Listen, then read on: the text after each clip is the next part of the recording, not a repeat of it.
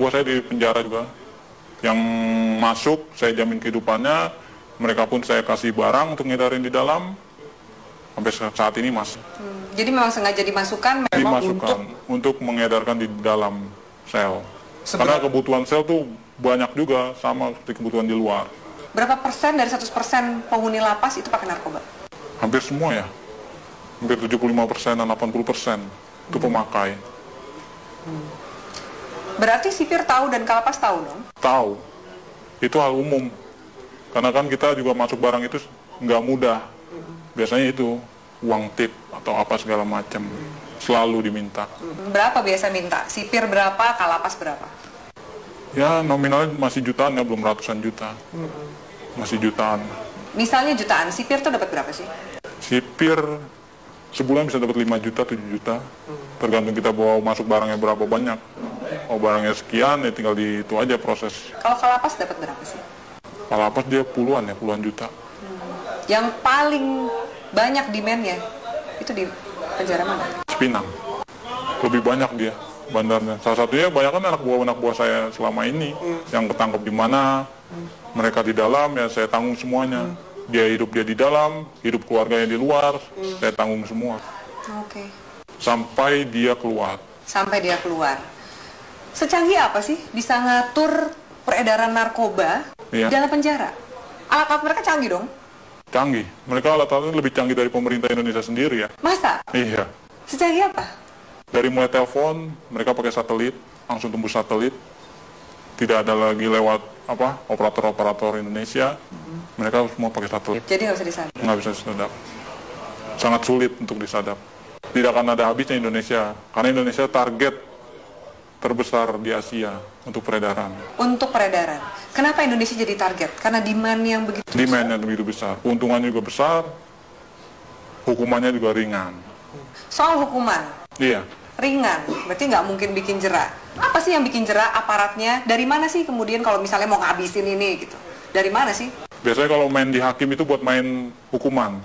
Peringanan hukuman, segala macam. Anda bayar? Saya bayar. Dalam bentuk uang atau dalam bentuk barang juga Anda kasih? Uang, biasanya uang. Mereka hanya uang.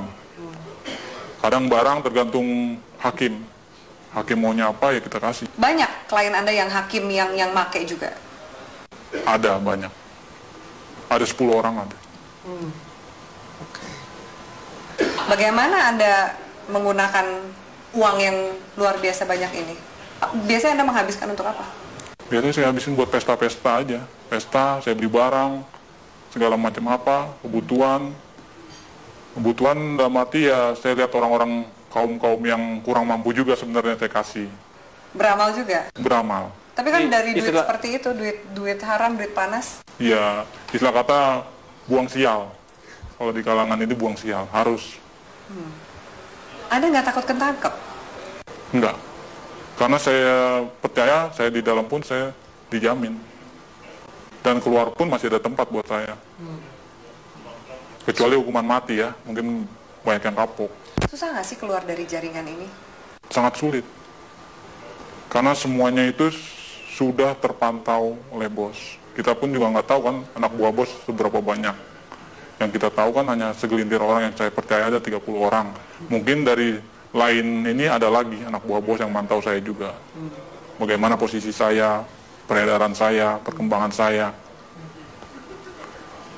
Oke. Dari Jakarta sendiri, selain 5 bos Anda ini, Iya, ada juga jaringan-jaringan yang lain? ada. Banyak. Di Jakarta aja ada sekitar 50 jaringan. Yang saya tahu 50 jaringan, mungkin lebih. Itu yang saya tahu. Jaringan ini lebih besar atau sama kuatnya dengan jaringan Anda? Macam-macam. Tergantung dari barang sih biasanya. Kalau barang kita bagus, banyak juga jaringan ngambil di kita juga. Makanya barang itu nggak pernah akan habis. Tidak akan pernah habis di Indonesia. Walaupun mereka menangkap, menyita segala macam berapa ribuan ton, ratusan kiloton, itu nggak akan pernah habis. Karena itu cuma sedikit, paling seujung jari ya, ujung jarinya dari total barang yang ada di Indonesia. Kalau BNN sendiri, gimana Anda sebagai bandar ngelihat BNN? BNN saya lihat sih Untuk saat ini tergantung orang-orangnya sih, BNN juga. Sama lah sama yang di Polres, Polda, segala macam. Istilah katanya kan orang Indonesia itu hanya butuh duit. Semuanya ujung-ujungnya duit. Asal kita punya duit, ya lolos. Sampai ke jaringan, kalau kepolisian juga? Kepolisian udah hal umum. Udah nggak bisa di ini lagi. Nggak mungkin dibersihin? Nggak mungkin dibersihkan. Karena memang aparatnya pun pemakai. Kenal sama bandar, kenal barang, nyuplai barang juga, begitu. Seterusnya. Bea Cukai gimana? Bea Cukai juga mengawasi kan?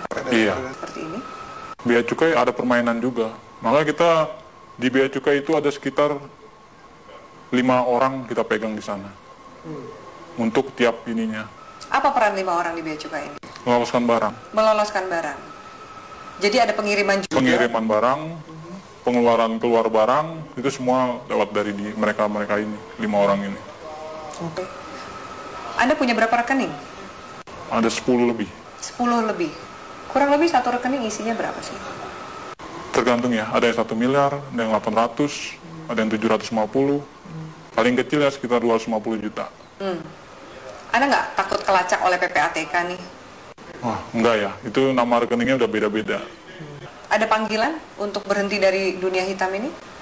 Belum ada. Saya masih menikmati sampai sekarang, karena keuntungannya lumayan. Bukan lumayan lagi ya, mungkin kalau Mbak sendiri mungkin akan tergiur dengan hasilnya. Yakin kamu? Yakin sekali. Masa? Iya, benar. Belum ada panggilan untuk tobat berarti? Belum. Masih menikmati. Mau sampai kapan? Sampai seterusnya mungkin ya. Sampai tunggu panggilan. Orang tua Anda nggak curiga? Tidak ada yang tahu. Teman-teman kecil pun nggak ada yang tahu. Semuanya saya dan kawan saya yang baik saya kenal saja tahu. Apa enaknya punya uang banyak tapi harus bersikap seperti biasa-biasa dan sembunyi dari semua orang? Itu ya konsekuensi. Karena kalau kita terlalu vulgar pun orang akan mencolok. Ini anak kerjanya apa tapi menghasilkan segala macam, itu malah bakal menimbulkan kecurigaan. Baik dari orang tua, saudara, bahkan lain-lainnya bakalan imbasnya ya penyelidikan dan penangkapan. Apakah jaringan narkoba ini juga masuk ke istana?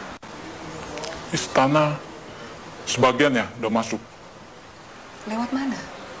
Itu organisasi lain. Kita belum bisa sampai masuk ke sana. Mungkin ya organisasi ini lebih kuat dari yang bos saya punya. Itu sudah masuk. Ke istana? Ke istana. Oke. Transaksinya besar? Tetaplah bersama kami di Metro Malam pemirsa, karena setelah jeda pariwara berikut, Metro Malam masih akan kembali dengan sejumlah informasi.